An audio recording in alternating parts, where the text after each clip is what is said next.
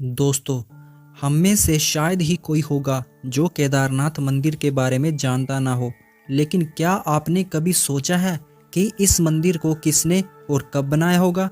अगर आप इसके बारे में नहीं जानते तो इस वीडियो को पूरा देखिएगा। और हम आज इस वीडियो में केदारनाथ मंदिर के कुछ ऐसे पहलुओं के बारे में भी आपको बताएंगे जो आपको सच में हैरान कर देंगे और आपको सोचने पर मजबूर कर देंगे कि ऐसा कैसे हो सकता है। चलिए वीडियो को शुरू करते हैं। दोस्तों, केदारनाथ मंदिर भगवान शिव के 12 ज्योतिर्लिंगों में से एक है। हिंदू मान्यताओं के अनुसार इस मंदिर का निर्माण पांडवों द्वारा कराया गया था।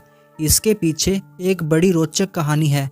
कहा जाता है कि जब पांडवों ने महाभारत का युद्ध जीत लिया तो वो सभी एक दिन श्री कृष्ण के साथ बैठकर युद्ध के परिणामों के बारे में चर्चा कर रहे थे और पांडवों ने श्री कृष्ण को बताया कि उनको इस बात की बहुत गिलानी हो रही है कि उन्होंने अपने भाइयों और सगे संबंधियों का वध किया और वो इसके लिए पश्चाताप करना चाहते हैं।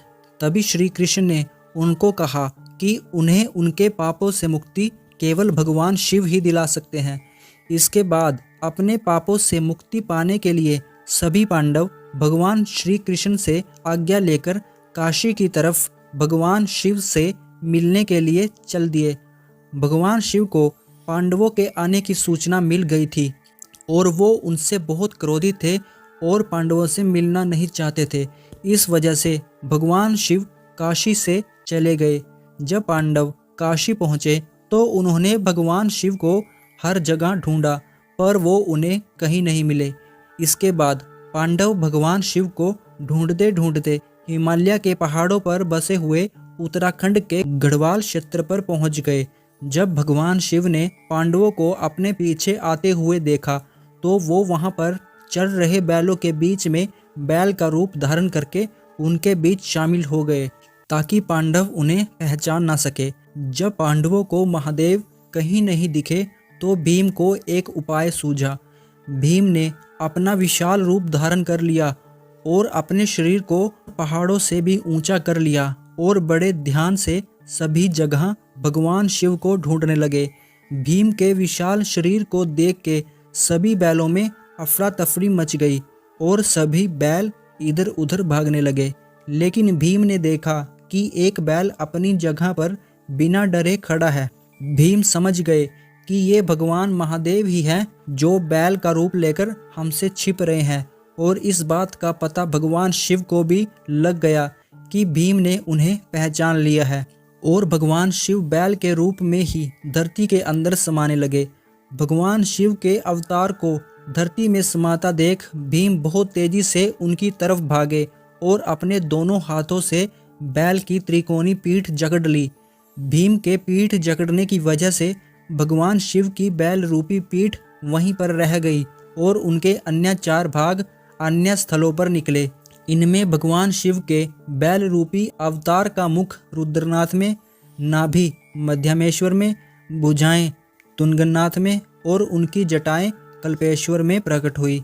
इन्हीं 5 जगहों को आज हम पंच केदार के नाम से जानते हैं। इसके बाद भगवान शिव पांडवों की एकाग्रता से प्रसन्न हुए और उन्होंने पांडवों को दर्शन दिए। इसके बाद पांडवों ने ही केदारनाथ के अलावा अन्य 4 जगहों पर शिवलिंग की स्थापना की।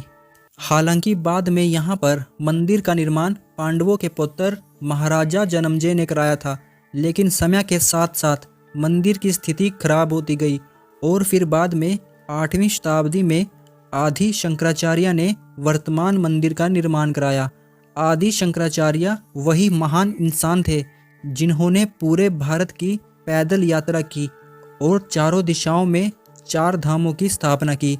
इसके बाद उन्होंने 32 वर्ष की आयु में ही केदारनाथ मंदिर के पीछे समाधि ले ली थी। दोस्तों, आप जानते हैं मंदिर के कुछ ऐसे पहलुओं के बारे में जो आपको हैरान कर देंगे। Wadia institute of Himalaya geology report की माने तो केदारनाथ मंदिर 400 साल तक बर्फ में दबा हुआ रहा, लेकिन जब हिमयुग खत्म हुआ और मंदिर से बर्फ हटी तो ये मंदिर वैसा का वैसा था, जो एक हैरान कर देने वाली बात थी। दोस्तों, सोचने वाली बात ये भी है कि जहां आज भी आप गाड़ी से नहीं जा सकते वहाँ पर मंदिर बनाना कितना असंभव सा कार्य रहा होगा। जेसीबी के बिना वहाँ पर एक पत्थर नहीं खड़ा हो सकता। आज वहाँ पर उस वक्त से भगवान शिव का मंदिर खड़ा है। 1200 साल पहले कोई बिना किसी आधुनिक तकनीक से मंदिर कैसे बना सकता था। ये एक तरह का भगवान शिव का चमत्कार ही है। लेकिन दोस्तों 2013 में केदारनाथ में एक भयानक बाढ़ आई। दरअसल उस समय वहाँ पर औसत से 375% अधिक बारिश हुई। अगर सरकारी आंकड़े की माने तो उस समय उस बाढ़ में 5,748 लोग मारे गए और 1,10,000 से ज़्यादा लोगों को एयरलिफ्ट करके बचाया गया। लेकिन इतनी भयानक बाढ़ में भी मंदिर का 99% ढांचा पूरी तरह से सुरक्षित रहा। लेकिन आदि शंकराचार्य की समाधि बह गई।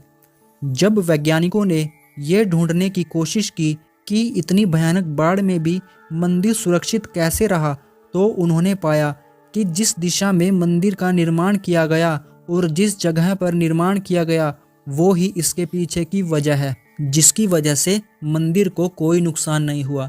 केदारनाथ मंदिर उत्तर से दक्षिण की ओर बनाया गया है, जबकि भारत में लगभग सभी मंदिर पूर्व से पश्चिम की ओर है।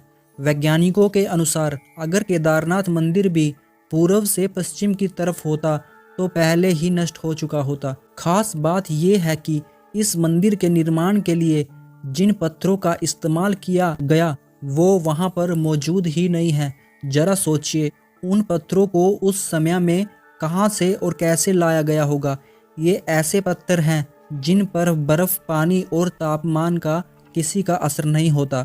2013 की बाढ़ में जिन लोगों ने इस मंदिर में शरण ली थी उनको कोई नुकसान नहीं हुआ था, उन्हें सुरक्षित बचा लिया गया था। दोस्तों, हम केदारनाथ के उन वैज्ञानिकों के आगे नतमस्तक हैं जिन्होंने उस समय में इतना सब सोचकर इस मंदिर का निर्माण किया होगा। उस समय में हमारे ऋषि मुनियों ने मौसम विज्ञान, अंतरिक्ष विज्ञान और आयुर्वेदा में काफ़ी तरक्की की थी। दोस्तों, आज की वीडियो में इतना ही। अगर आपको वीडियो अच्छी लगी तो वीडियो को लाइक कीजिए और हमें सब्सक्राइब कीजिए।